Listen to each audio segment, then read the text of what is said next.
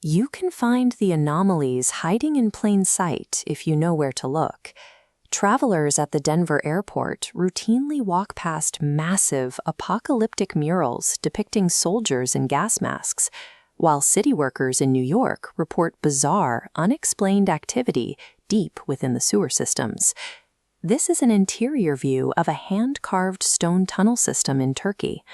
Ancient metropolises like this one prove that massive, hidden infrastructure beneath our feet is a documented historical reality, not a modern fiction. This black and white photograph shows children ducking under their school desks during a Cold War air raid drill.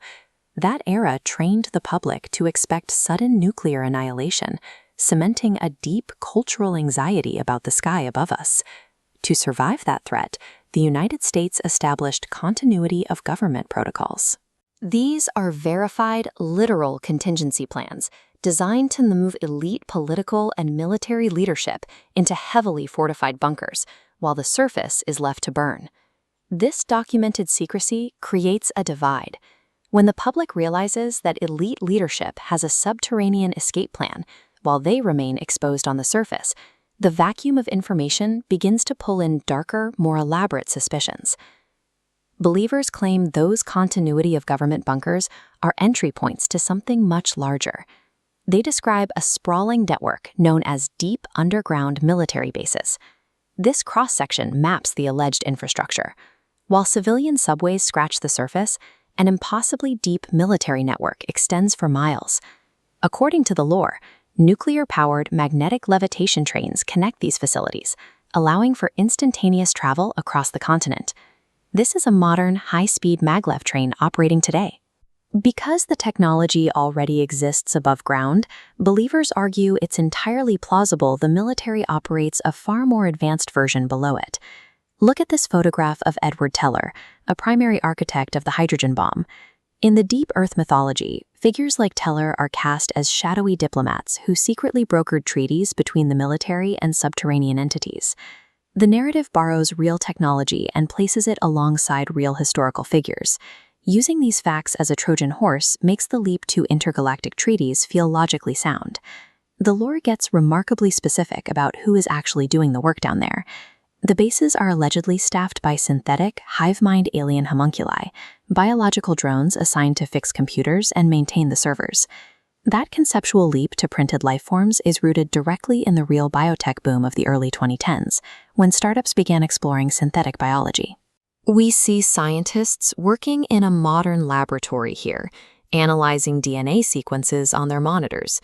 10 years ago, public biotech companies openly stated their mission was to let citizens digitally design and literally 3D print their own custom DNA strands.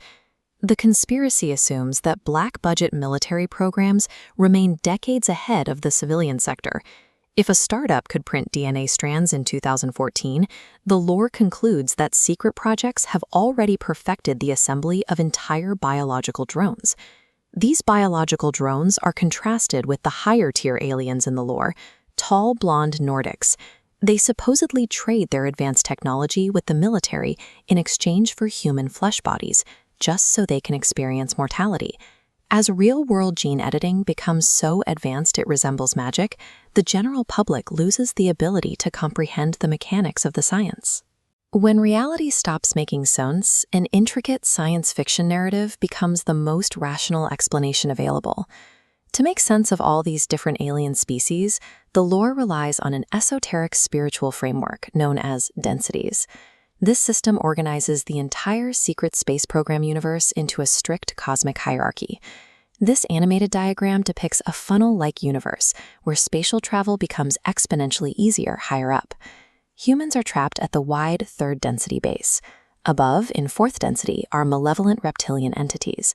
At the narrow apex, fifth density beings cross the universe instantly. This density system transforms earthly suffering and human ignorance into the mechanics of a simulation, recasting our existence as a lower-level game that the enlightened have already beaten.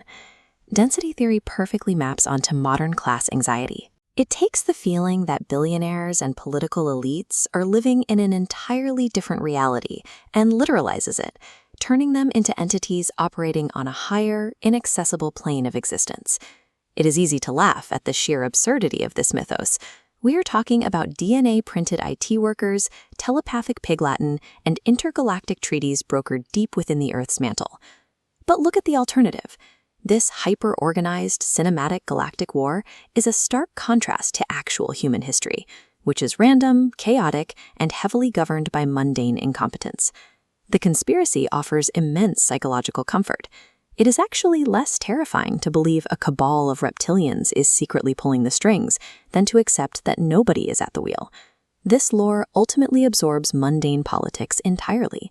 Take this official portrait of Mike Pence. In the deepest corners of the mythology, ordinary politicians are reframed as the results of cloned timelines and extracted souls fighting an unseen war. This obsession with the underground mirrors a profound collective grief, the fear that the powerful have abandoned the rest of us on the surface, leaving everyone else to face the future alone.